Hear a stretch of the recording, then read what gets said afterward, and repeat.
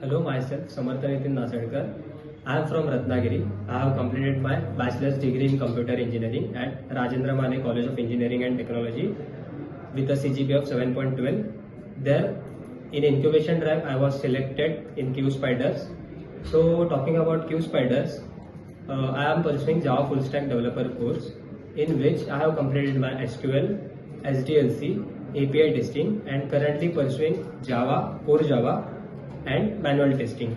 So talking about the trainers, they are very friendly and the environment which is here is very positive and friendly.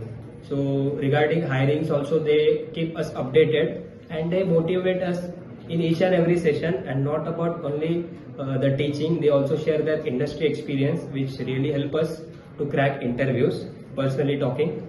So it has really helped me to achieve whatever I needed in my life. So that's all by my side. Thank you.